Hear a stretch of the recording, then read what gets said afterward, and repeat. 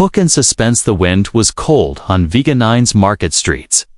The sky hung low, heavy with gray dust from the mines, and the air smelled faintly of metal. Ethan Cross stepped out of his small cargo ship, locking the hatch behind him. He had come here for fuel and maybe a few trade deals before heading back into deep space.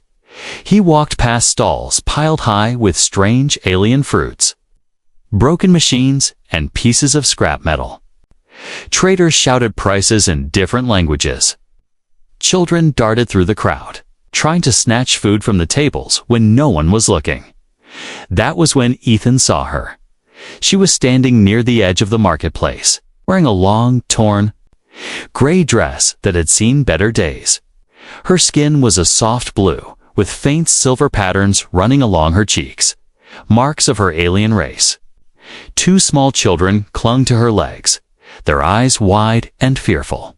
They looked thin, their clothes ragged, their feet bare against the cold ground. Ethan might have walked past her. There were many poor souls on Vega 9, but then she moved. Slowly, she stepped forward, cutting across the crowd toward him. She didn't look away, didn't hesitate, and then, in front of everyone, she knelt.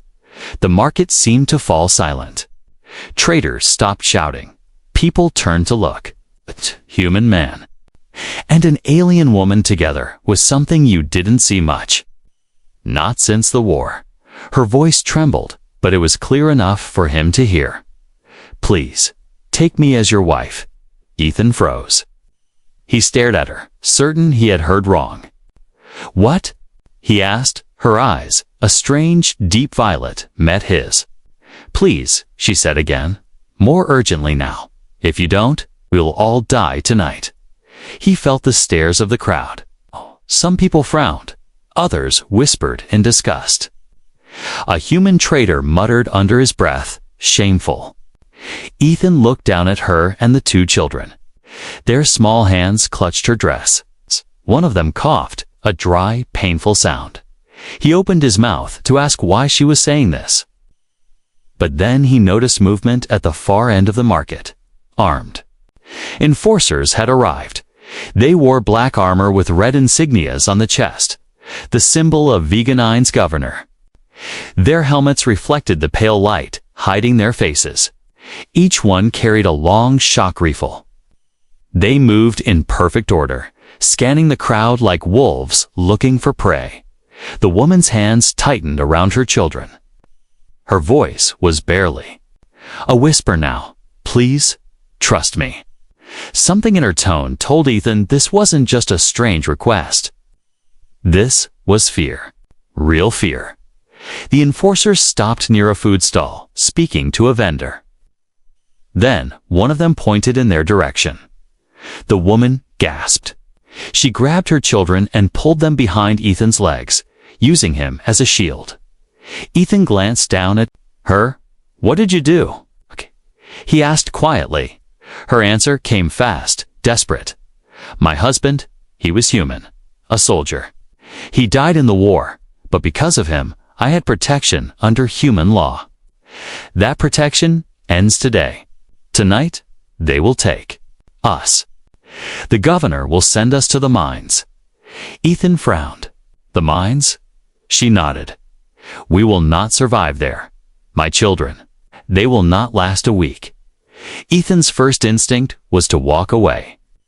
This wasn't his problem. He was just here for fuel. Getting involved could mean trouble, serious trouble.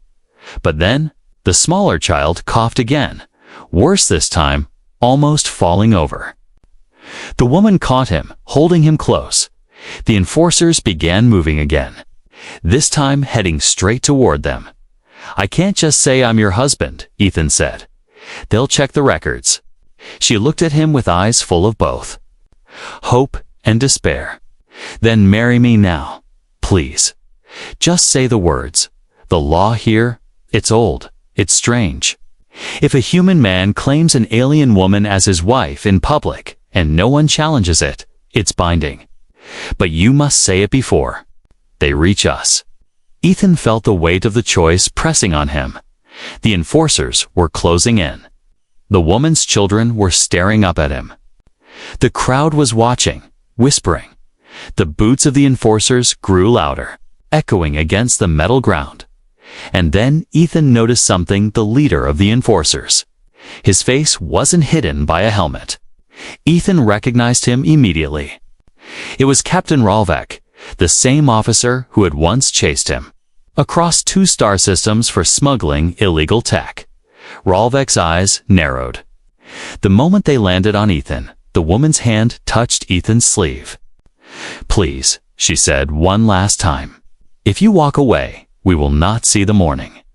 Ethan's heart pounded. He had no time to think, no safe choice to make. The captain was almost at arm's reach now. Ethan took a deep breath, stepped forward, and wrapped his arm around the woman's shoulders. "This is my wife," he said loudly enough for everyone to hear. The market went silent again. Ralvek stopped. His eyes flicked from Ethan to the woman to the children, and back to Ethan. "Your wife," Ralvek said, his voice low and suspicious. "That's right," Ethan replied, his grip tightening protectively. "We just arrived from Earth." For a long moment, Ralvek stared at him. Then, slowly, the captain's mouth curled into a small, cold smile. "We'll see about that," he said. And then he turned to his soldiers. "Check luggage." As the soldiers moved away, Ethan felt the woman lean slightly into him, not in comfort, but in silent readiness. She whispered, so only he could hear, "You've just made the most dangerous choice of your life." A desperate bargain. The crowd began to move again, though their eyes stayed fixed on Ethan and the strange family at his side. Captain Ralvek stood still for a moment longer, as if memorizing Ethan's face. Then he turned and walked toward the registry office at the edge of the market, his soldiers following like shadows. Ethan didn't move. His arm was still around the alien woman's shoulders. She hadn't looked up, her violet eyes fixed on the dusty ground. "They'll be back in minutes," she whispered. "We have to go." Ethan frowned. "Go where?" "If we run, they'll know something's wrong." She finally looked at him. "If we stay, they will take us. The law won't protect us if the registry shows nothing. And they will search. They will find nothing." Her grip on the children tightened. The younger one's cough came again, sharp and dry. Ethan noticed the faint tremble in the boy's thin arms. "Why me?" Ethan asked, keeping his voice low. "You could have begged any human in this market." "I saw your eyes," she said simply. "You looked alive, not like the others." He almost laughed, but something in her tone stopped him. There was no flattery in her words, only a strange kind of truth. Before he could reply, she grabbed his hand and pulled him toward a narrow side street between 2 food stalls. Her steps were fast but careful, the children running silently beside her. They reached a small, dim alley that smelled of damp metal. A thin beam of sunlight shone through. A broken roof panel above. She stopped, turning to face him. "My name is Soraya," she said quickly. "My husband was human, a soldier from Earth named Daniel Harlow. He married me during the war, not for love, but for survival. It gave me protection under human law. When he died, that protection stayed. Until today." Ethan nodded slowly. "And now," she said, "the governor has declared all alien widows without active human marriage will be reclaimed. They call it protection. It's not. They take us to the mines. Some don't come back." She crouched beside her children. "These are my sons, Kale and Torin. They're half human, but that doesn't matter here. To the governor, they're just more workers for the mines." Ethan looked at the boys. Kale, the older one, stared at him with cautious eyes. Torin avoided his gaze entirely, his attention fixed on a piece of wire he was twisting in his hands. Ethan rubbed the back of his neck. "Even if I wanted to help, Marriage isn't something you don't understand. She interrupted, stepping closer. On Vega 9, marriage is not paper. It's declaration. If you claim me as your wife before witnesses, and no one stops it, it is law. But, she hesitated. Ralvek will not let it pass. He will dig until he finds a reason to tear it apart. That's why we must leave before he comes back. Ethan sighed. If I get involved, they'll start watching me, too. I don't need that kind of attention. Her face hardened. Then, walk away, human.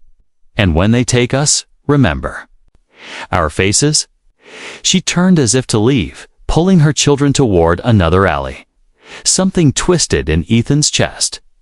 He had walked away from trouble before. Smugglers, mercenaries, desperate traders. But this felt different. Maybe it was the boy's cough. Maybe it was the way Soraya's voice broke when she said, "Remember our faces." "Wait," Ethan said. She stopped. "I'm not promising anything," he said, "but I'm not letting Ralvek throw kids into the mines." Her eyes softened just for a heartbeat before she nodded. "Then, follow me." They moved quickly through the narrow passageways behind the market. The sound of the crowd faded, replaced by the drip of water and the distant hum of generators. Soraya led them to a rusted metal door and knocked 3 times. A panel slid open, revealing a wrinkled alien man with bright yellow eyes. "They're looking for me," she said in her own language. "We need the tunnels." The old man studied Ethan, then the children, then stepped aside. "Hurry," he rasped. Inside was a cramped room with walls covered in peeling paint. In the corner, a trapdoor led downward into darkness. "These tunnels run under the city," Soraya explained. "We can reach the south end, we can slip past the governor's patrol lines." Ethan glanced at the trapdoor. "And then what?" "You just vanish into the desert." Soraya shook her head. "There's a port where old cargo ships still come and go. If we reach it, we can get off this world. I have something to pay you for your trouble." He raised an eyebrow. "What kind of payment?" Her voice dropped. "A map to a hidden depot abandoned since the war. It has fuel, supplies, maybe even weapons, enough to make a man rich." Ethan studied her face, searching for a lie. But all he saw was determination and the faint shadow of fear. Before he could respond, a sound echoed down the alley outside. Boots, heavy, synchronized boots. Her eyes went wide. "They've found us." The old man cursed under his breath. "Go!" Soraya grabbed Kale's hand. Ethan scooped Toron into his arms without thinking. They slipped through the trapdoor just as the metal door above shuddered under a heavy blow. The tunnels were narrow and cold, lit only by thin strips of fading light from broken panels overhead. Their footsteps splashed through shallow puddles. Behind them, the sound of the door being kicked in echoed through the tunnels. Voices shouted in the distance. Ethan ran beside Soraya, his breath loud in the damp air. "You'd better be right about that port." She didn't look back.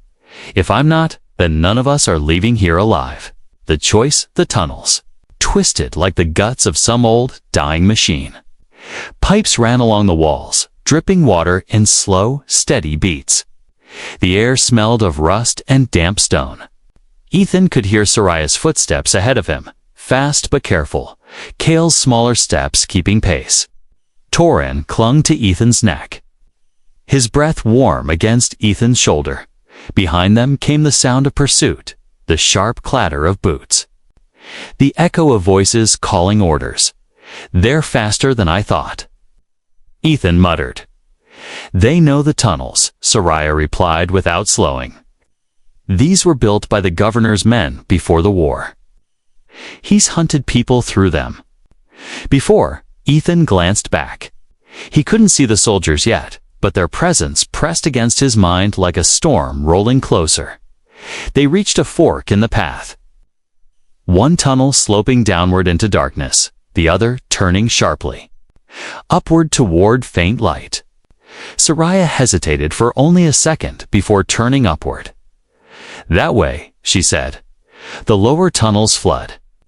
Ethan followed, his boots slipping on whetstone.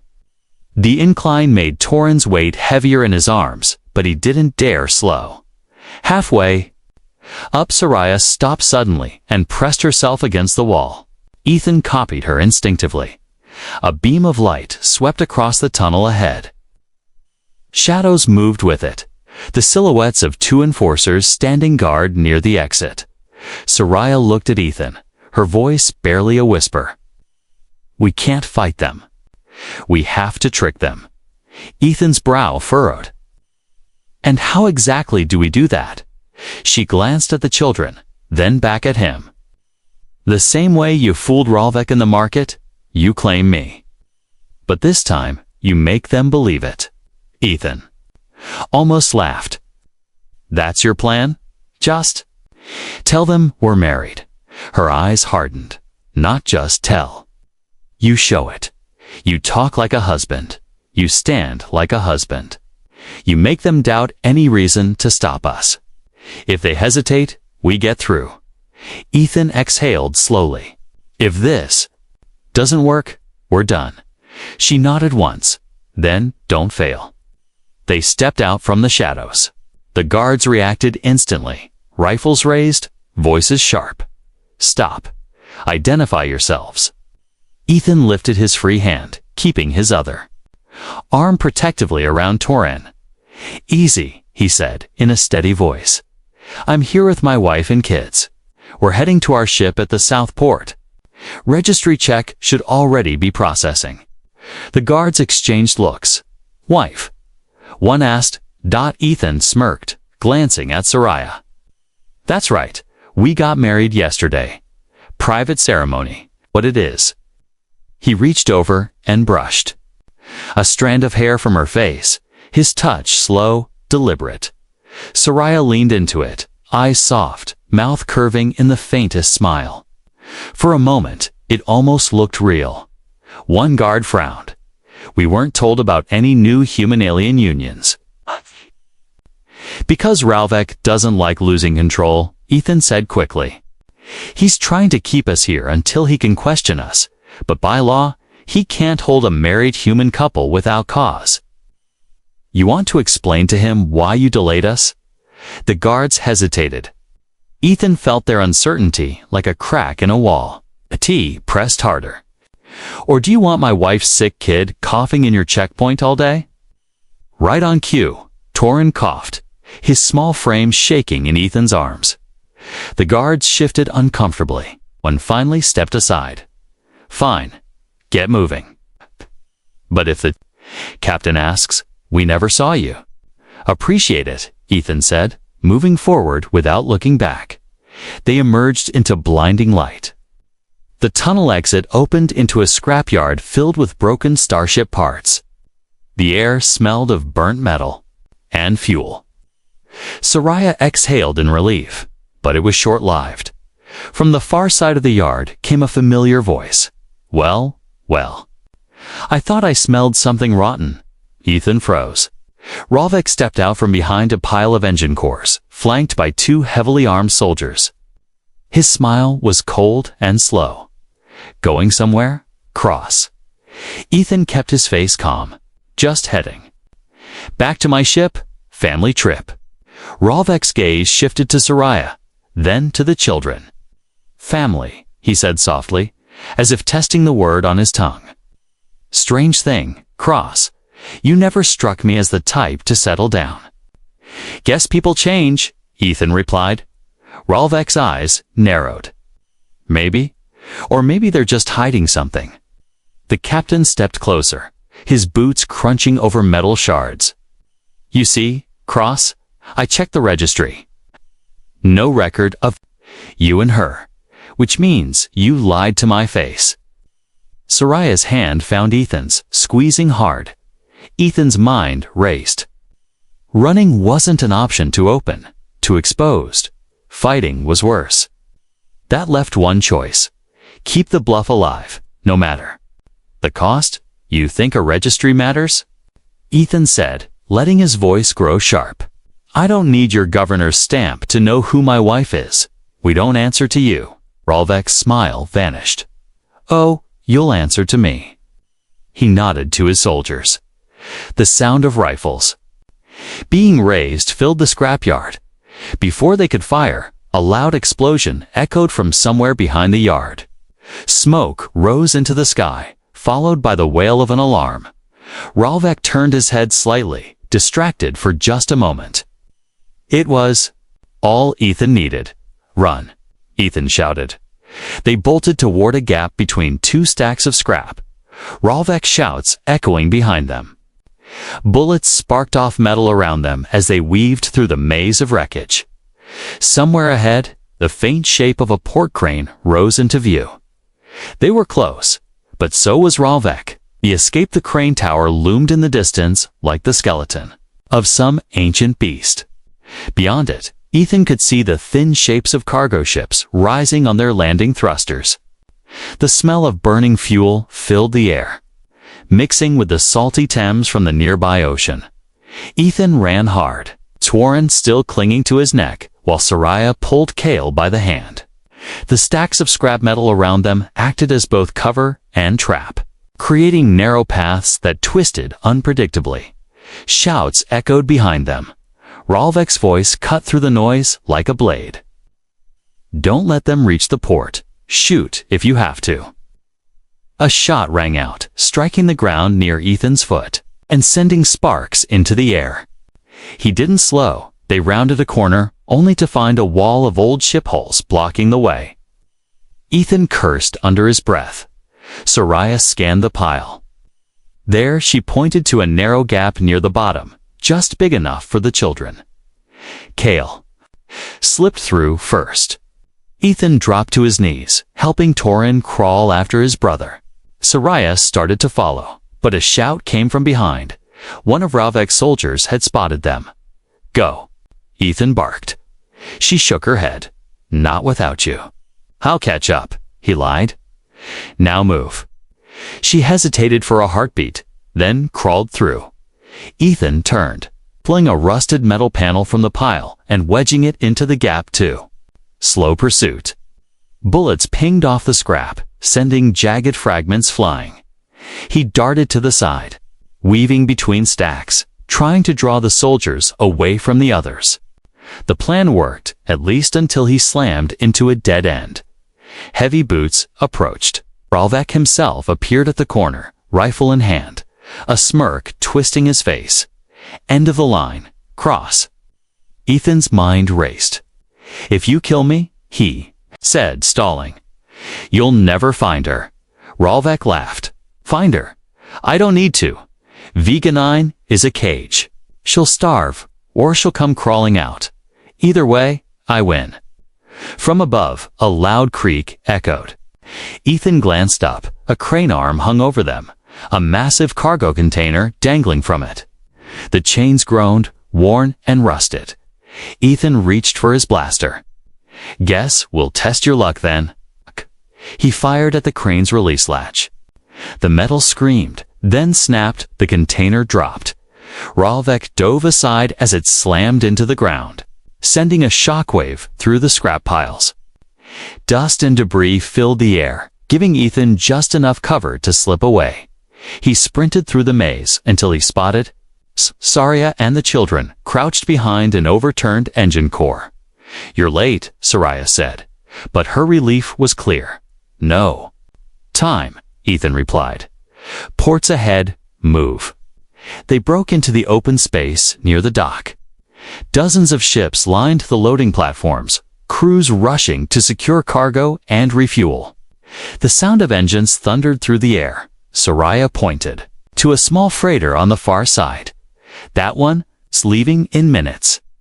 They ran toward it, blending with the crowd. But just as they reached the boarding ramp, a figure stepped in their way. It was not Ralvek. This man was older, wearing a faded human navy coat with metals tarnished by age. His eyes, sharp and calculating, locked on Soraya. You shouldn't be here, he said quietly. Sariah froze. Admiral Ethan's brow furrowed. Friend of yours? The man didn't look at him. You have something that doesn't belong to you.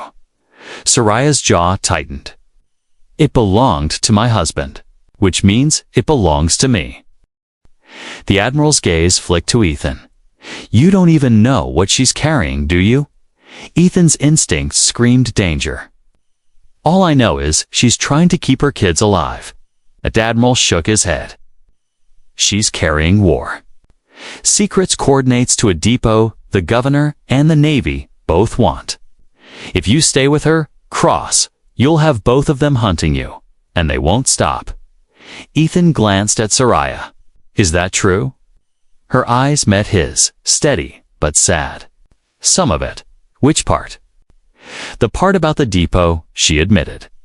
It's not just fuel and supplies. It's something bigger. Something dangerous. The Admiral stepped closer. Give it to me now, and I'll let you walk away.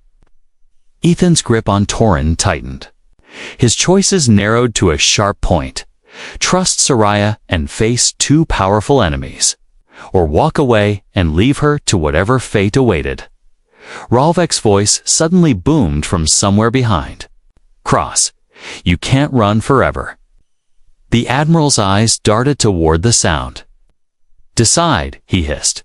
Ethan looked at Sariah at the children pressed close to her side. We're going, he said finally. Without another word, he shoved past the Admiral and pulled Sariah toward the ramp. The freighter's engines roared to life. As they boarded, Ethan glanced back. Ralvek and his soldiers had just burst into the dock. Weapons raised. The ramp began to lift.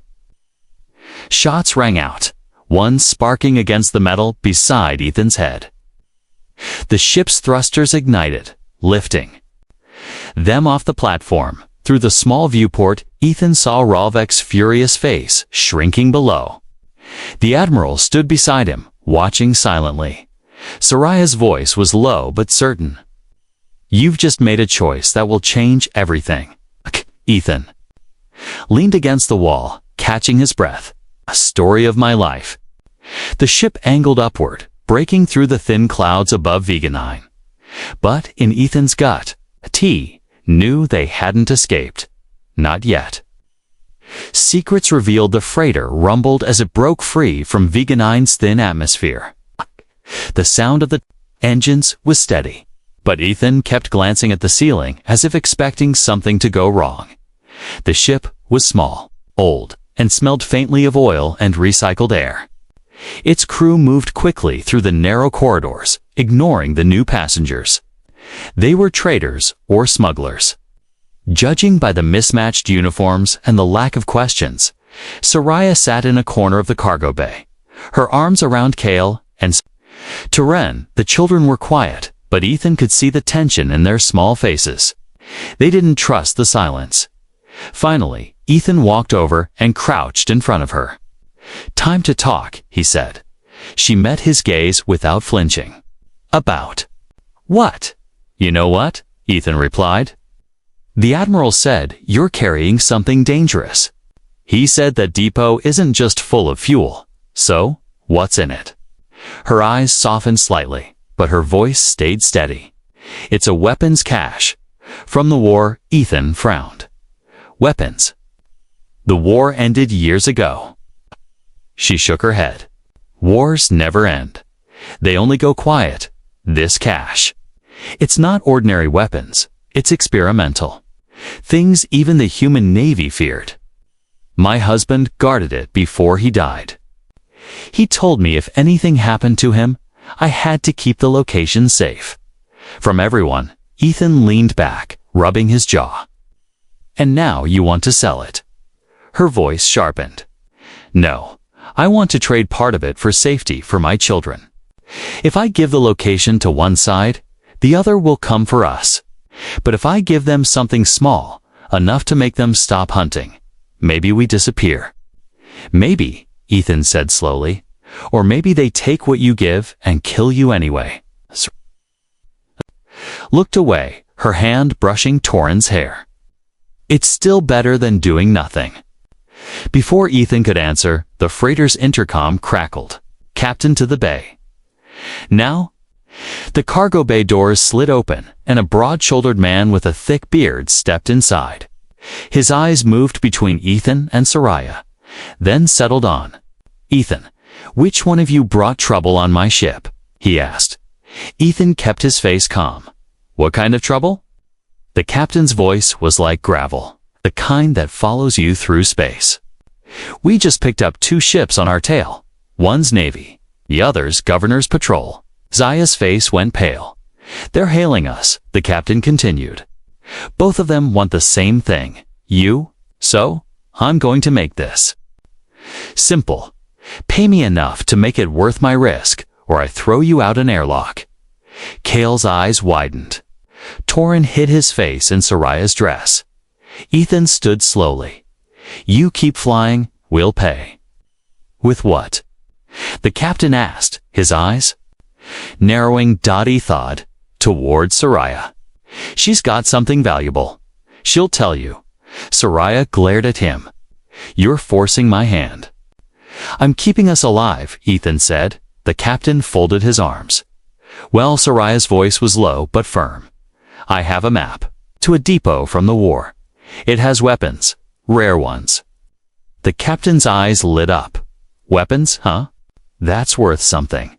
Ethan stepped closer. "You don't get the whole map. You get part of it enough to make you rich without making you stupid." The captain considered this, then nodded slowly. "Fine, but if either of those ships catches us before we're out of range, I'm selling you to the highest bidder."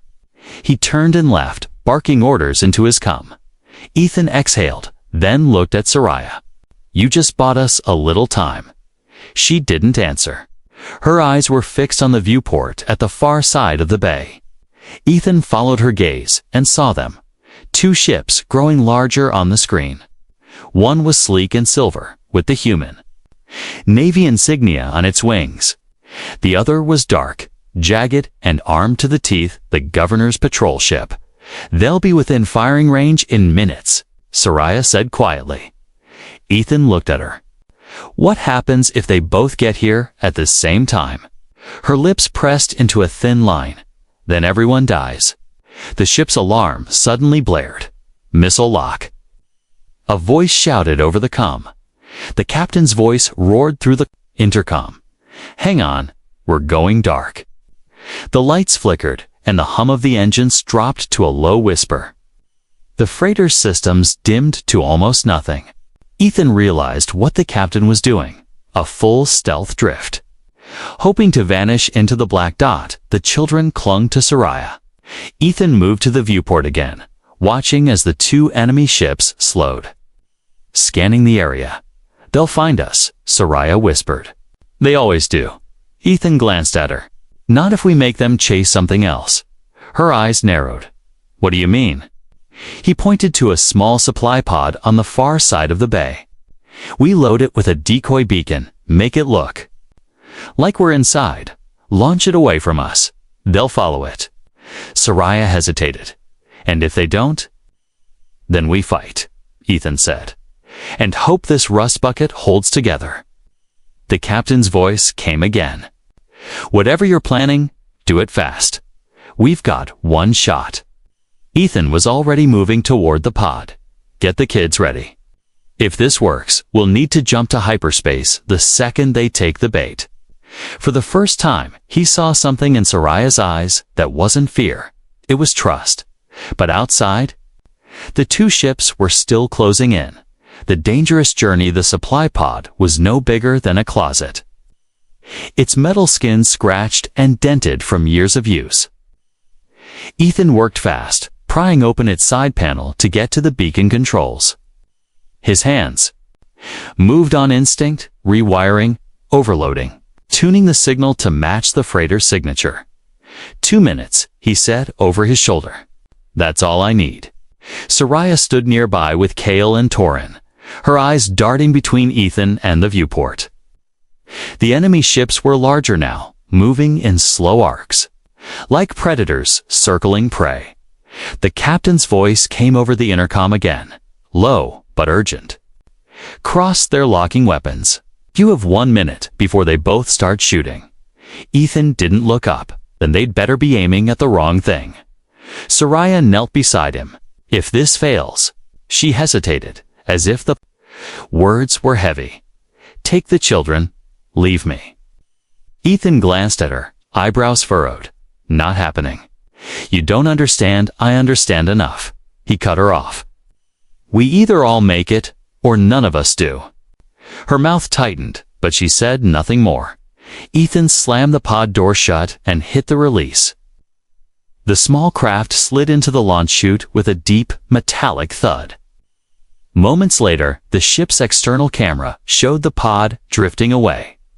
Its beacon pulsing like a heartbeat. Launching decoy, Ethan said into the comm. Tell me it's convincing. The captain's voice had a hint of grudging respect. Looks like you've done this before. Once or twice, Ethan replied. On the screen, the Navy ship adjusted its course, turning toward the pod. The governor's patrol followed suit. Both ships accelerated, their engines flaring bright in the darkness. They're taking the bait, Soraya whispered. Ethan allowed himself a small smile, but it didn't last. The Navy ship suddenly broke formation, swinging wide. They're scanning. The captain barked. If they figure it out, a burst of light flashed across the viewport as the patrol ship fired first. The missile hit the pod Dadan, shattering it into glowing fragments. They're not fooled, Ethan muttered. And now they're angry. The freighter's engines roared back to life. Hold on, the captain shouted. The ship banked. Hard, the floor tilting beneath their feet. Torin clung to Soraya, his small hands gripping her dress. Cale pressed his face into her side. Eyes squeezed shut, Ethan grabbed the nearest railing as the freighter shot forward. Weaving through a cluster of drifting asteroid fragments, the enemy ships followed. Bolts of energy fire streaked past, some striking the asteroids, sending chunks of rock spinning into space. The freighter's hull groaned as shrapnel scraped its sides. Shields holding, the captain called out, but not for long. Ethan moved toward the cockpit, Soraya close behind. The crew was tense but focused, their hands flying over controls. Through the forward viewport, Ethan could see a swirling distortion of light in the distance. That's our exit, the pilot said. Jump point to neutral space. How long? Ethan asked. 40 seconds. If they don't blow us up first. Another blast rocked the ship, knocking Cale off his feet. Ethan caught him and shoved him toward Soraya. The pilot swore under his breath, the patrol ship's trying to get ahead of us. If they cut us off, they won't, Ethan said, sliding into the co-pilot seat. His fingers danced over the targeting controls, locking onto a large asteroid hanging just off their path. He fired. The asteroid cracked apart, its fragments drifting straight into the patrol ship's path. The enemy swerved hard, buying the freighter. A few precious seconds, but the Navy ship was still closing in. They're not firing to kill, Soraya said suddenly. They want me alive. Ethan glanced at her. That's great for you. Not so great for the rest of us. They'll risk destroying the ship if they think I'm bluffing about the depot, she replied. The captain overheard. And make them believe you're not. Soraya hesitated only a moment before leaning toward the comm panel.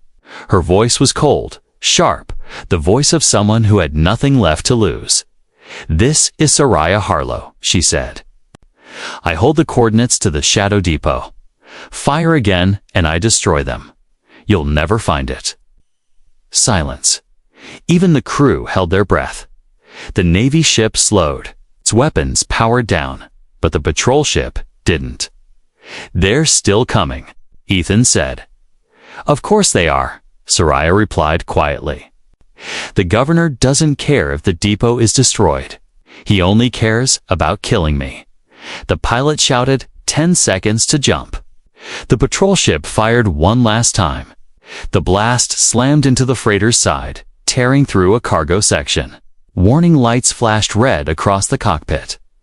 "Jump, now," the captain ordered. The stars outside stretched into long white lines as the freighter shot forward, vanishing into hyperspace. For a moment, the only sound was the hum of the engines. Then the crew exhaled all at once. Ethan turned to Soraya. "You just made sure they'll follow us to the ends of the galaxy." Soraya met his gaze, unblinking. "Then we'd better get to the depot before they do." In the silence that followed, Torrance' small voice broke through. "What's in the depot?" Soraya's answer was slow, each word deliberate. "Something that can decide who rules the stars." Resolution and hook for next story. The jump ended with a sharp jolt, throwing Ethan forward in his seat. The stars outside returned to pinpricks of light, but now they looked different, colder, sharper, and surrounded by a pale, glowing mist. The freighter drifted toward a massive shadow in the distance. At first, Ethan thought it was an asteroid. Then he saw the faint outlines of towers, landing pads, and long docking arms. The shadow depot, it floated in the void like a sleeping giant, its metal surface scarred by age and war. No lights shone. From its windows, no ships moved around it. It was a ghost station. "Coordinates match," the pilot said quietly. "We're here." The captain stepped into the cockpit. "You brought us to a graveyard. Is there actually anything worth taking?" Voice was calm but firm. "Dock us on the eastern ring. That's where the main vault is." The captain studied her for a moment, then nodded to the pilot. Ethan kept his eyes on the depot. Something about the place made his skin crawl. It was too still, too quiet. Docking, the freighter's clamps locked onto the station with a deep, metallic clang. The airlock groaned as it connected. A faint hiss of atmosphere leaked into the freighter's corridor. Ethan strapped on a sidearm, checking the charge. "We're all going in." Soraya shook her head. "No, just you, me, and the captain. The fewer who know the vault's location, the better." The captain smirked. "That's fine. More treasure for me." They stepped through the airlock into the depot. The corridors were dim, lit only by the pale glow of emergency strips along the floor. Dust floated in the air like ash. Every footstep echoed too loudly. "This place hasn't been touched in years," Ethan said. "Not by humans," Soraya replied. "But it's not empty." Ethan frowned. "What do you mean?" A low metallic sound echoed from somewhere ahead. It was like the grinding of gears mixed with a slow inhale. Soraya didn't slow down. The war left more than weapons here. They used guardians, machines built to protect the vault. The captain snorted. "Old security bots. I've dealt with worse." They reached a wide blast door. Soraya placed her palm on a small scanner beside it. The panel lit up, scanning the silver patterns on her skin. With a deep rumble, the door slid open. The vault was a massive circular chamber. Crates were stacked in neat rows, each marked with warning symbols. Some were sealed, with heavy locks. Others glowed faintly from within, as if holding something alive. In the center of the room was a single console, its screen flickering weakly. Soraya walked to it, typing in a series of commands. Lights in the room began to glow brighter, and a holographic map appeared above the console. "This is the full depot," she said. "Weapons, supplies, and something else." Ethan looked at her. The Admiral said there was something bigger. "Here, what is it?" Soraya's voice dropped. "A prototype. A weapon that can shut down any ship systems with a single pulse. Doesn't matter how big or powerful, the pulse stops everything. In the wrong hands, it could make one man the ruler of the galaxy." The captain's eyes gleamed, and in the right hands, Soraya stared at him. "There are no right hands." That was when Ethan saw it. the captain's hand sliding toward his sidearm. Betrayal, Lethan moved fast. Don't. The captain froze, his smirk fading. You're not seriously thinking of leaving this here? Yes, Soraya said firmly. This place must remain hidden. The captain's voice grew sharp. I didn't risk my ship for nothing. I'm taking what I want. Before Ethan could react, the captain drew his gun. A loud mechanical hiss filled the chamber. From the shadows, something moved. The Guardianette stepped into the light. A towering machine with 4 insect-like legs and a long, flexible tail, tipped with a blade. Its single red eye glowed in the dim room. The captain fired at it. The shots sparked harmlessly against its armor. The machine lunged, tail whipping forward. The captain screamed as the blade struck, sending him sprawling to the ground. His gun skidded across the floor toward Ethan. Ethan snatched it up, firing at the machine's joints.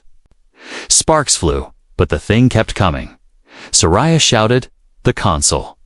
There's a shutdown code." Ethan backed toward the console, firing to keep the Guardian at bay. Then hurry. Tess. Soraya's fingers flew over the controls.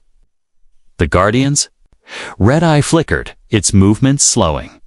With one final mechanical groan, it froze, then collapsed to the floor.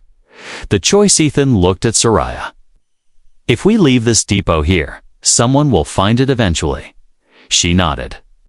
That's why. We won't leave it here. He frowned. What do you mean? Her eyes met his.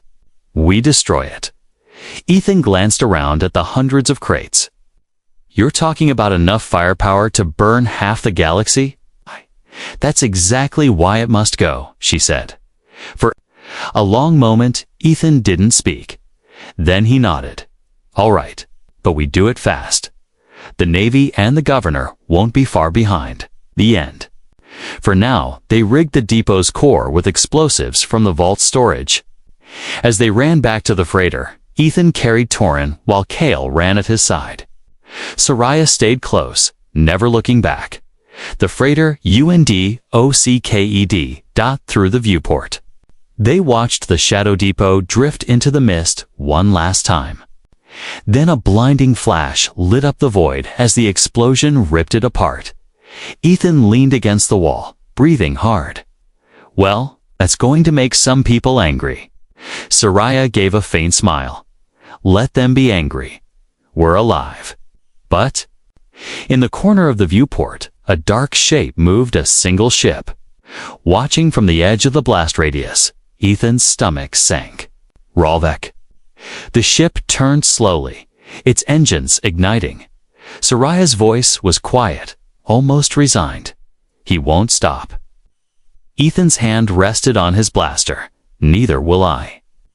The freighter's engines roared as it jumped into hyperspace, leaving the battlefield behind.